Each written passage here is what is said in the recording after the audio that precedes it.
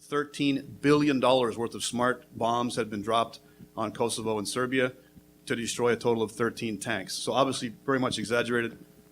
The revenge killings that we were warned about that would take place as all of the displaced Albanians that had left or fled, 800,000 to 1 million people that had been forced out, that became the focus of the humanitarian crisis that we then had to go in and resolve.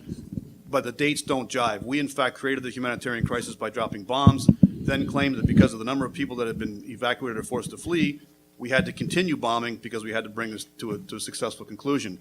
So the Albanian majority that fled, the Serbian minority, as NATO came in, those Albanian refugees came back, the Serbs fled out the other end. So basically, like stepping on a water balloon, we took one side, inverted it, and created the suffering and horror on the other side. A lot of the media reported things which weren't accurate at the time.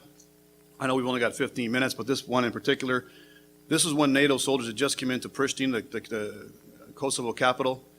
There was still Serbian troops, still Albanians on the ground, a lot of disorganization, things going on, shooting going on. And all of a sudden, this huge pillar of smoke came up from behind the main mosque in Pristina. And everybody came out of the Grand Hotel, all the journalists began filming immediately, saying that this was proof that the Serbs had taken a final act of revenge. They had set on fire this main mosque and were burning it to the ground in defiance of NATO. So these stories began to run live, carried live. I mean, the mosque, smoke billowing from it. Me and a Swedish guy walked up the hill to where the mosque was, walked past the mosque, which was not burning, and found that, in fact, it was a Serbian military headquarters that was on fire, and it was the Muslims that had, the Albanians that had set it on fire when they returned. So again, nobody in that pack of journalists that were propagandizing the war wanted to go on record and correct themselves and said that had they walked 300 meters up the hill, they would have discovered, in fact, they were promoting a falsehood. The Serbs, as I said, the Serbian minority, as the Albanian forces and NATO came in, were forced to flee. The journalists that came in chose not to run that story. The fact that the people that were being forced out, I went out on one of the buses, the Serbian buses packed with refugees. We fled out in those days. There was gauntlets of Albanians that came down and to stone and to beat the people as they fled. If they could stop a car, pull the occupants out and beat them, they would.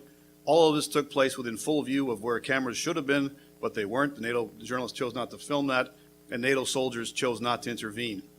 When I got back up into Belgrade and made my report for CBC, I believe it was, told them what was happening.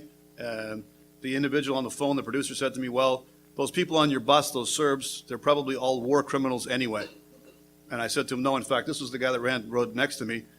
We were petrified being attacked by the Albanian mob as much as anybody else would have been. But the fact was that when the Albanians were allegedly chased out of Kosovo, it was a tremendous crime against humanity. When the Serbs were chased out in full view of NATO, it was an act of vengeance, which was, as the American State Department said, it was understandable or even justifiable. Again, people fleeing at the time.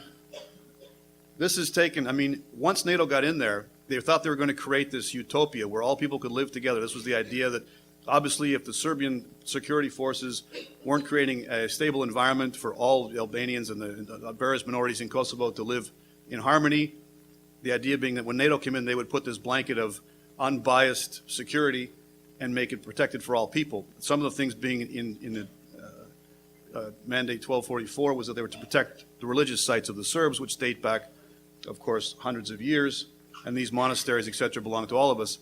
That never happened. There was an initial wave of destruction of the religious sites, a wave of killing, revenge killings, chasing the Serbs from the province, chasing them into enclaves, and that erupted again in April or March of 2004. While everyone was watching Iraq, again, there was a massive pogrom in Kosovo perpetrated by the Albanian Muslims. They set fire to all kinds of religious sites. They killed people. They moved off in 3-day orgy of violence. Again, showing that with 20,000 NATO soldiers, they still couldn't protect religious sites. They couldn't protect people's homes, and they couldn't protect the lives of the people of Kosovo. So again, all these years, that was in 2004, so 5 years into the intervention, they couldn't stop the violence and they couldn't prevent it, even though that was their mandate. Last year, I went over there just after the declaration of unilateral declaration of independence. I went into Kosovo again, and at that time, to report on what was obviously being hailed by the Americans, and even when the Canadians recognized it as an inevitability that we had to create this independent state. Again, not what they claimed when they went in 1999. It was to protect the Albanian minority, and the peace treaty which they signed in 99 was to maintain it as sovereign Serb territory. Well, once they declared independence and made it obvious to everybody what was happening, you could see the provocation on the part of the Albanian media in Kosovo directed against the Serbian minority. All this, again, done with full cooperation and funding, by the way, from Canadian, from CETA projects, et cetera, to fund the Albanian media, to create and generate interethnic hatred such as this, which speaks for itself. Immediately, of course, there was incidents at the border. This was a border point, violence, the internal border. We don't have time to get into all that. One of the points I want to make in all this is that from the beginning, the Albanians in Kosovo have been the most honest broker in the whole equation. They have never deferred from what they claim is their ultimate goal, and that is the creation of Greater Albania. Inside Kosovo, the Albanian faction, they wear the Albanian crest on their arm. They fly the Albanian flag. It's hard to see, but that is the Albanian flag. It's a black eagle on a red background. The fighters which I've spoken to, the Uchika, the KLA fighters, always carried around a little map in their pockets that reminded them what they're fighting for Greater Albania, and they've never denied that. The international organizations pretend they've never heard of the phrase. They still claim, even at the time of the Declaration of Independence in Kosovo, that in fact it was the creation of this new state. But as you can see from these houses, people fly the Albanian flag. More importantly, in Kosovo, on the left is the new flag, the blue and yellow flag of Kosovo that the Americans designed or had a competition to design. This is their military base, and the flag that's flying the highest and the biggest is, of course, the flag of Albania, which is a separate country, supposedly, even though it's neighboring. So again, they don't pretend, and you can see on the corner there, too, the guy with the beard, I don't know if it's clear enough on there, the crest that they're paying homage to a former KLA fighter slash drug dealer slash warlord, Adam Yashari. And that again in itself, because you've got two ethnic groups that have had all this hatred and violence between them, if you're still living in Kosovo as a Serb, having these guys who were the fighters being honored, and in this case he was an absolute criminal.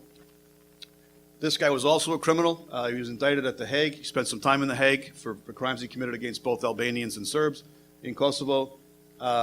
He's been brought back, and he's now, I believe, he's the president of Kosovo, Haradina. They wanted him back at the time, but that's him in his combat mode, and then he put on glasses to make himself look kinder and gentler. These were billboards up at the time when he was actually sitting in a jail cell in The Hague, and believe me, the crimes he committed, he wasn't exonerated. The fact is, he got let go because of lack of evidence. The lack of evidence is that every witness that was signed up to testify is either dead or withdrew. There was like 6 or 7 of them were killed. So ergo, because there's a lack of evidence, he was set free. He certainly was not exonerated for the crimes. Again, the same guy, they had posters up in Kosovo saying, "We need you now," which was interesting because, of course, the average Albanian doesn't speak English. So this was not aimed at the Albanians. Any international journalist there was stupid enough not to realize that this doesn't even put it in Albanian. So there's no pretense. And of course, he was subsequently released, and they claim he was exonerated. There again, huge poster of this guy, Adam Yashari. He was killed in the very early stages of the insurgency, if you want to call it that, back in 97, 98, by Serbian police forces when they still controlled the province. He was gunned down, but everybody knew he was a smuggler, he was a weapons dealer, drug dealer, and he has now become the father of modern Kosovo. They put his picture up everywhere. He doesn't exactly look like John A. MacDonald or not this Benjamin Franklin. He's not exactly the father that you'd expect to be of a civilized society. That's another graphic of him. The Albanian phrase means basically, "We will finish what you started." And essentially that was it. I mean, it's the leadership of Kosovo now is, of course, the former drug dealers, warlords, and guerrilla fighters that were there at the time. Not the kind of people you really want running a country. Bill Clinton, that's got to be, look at the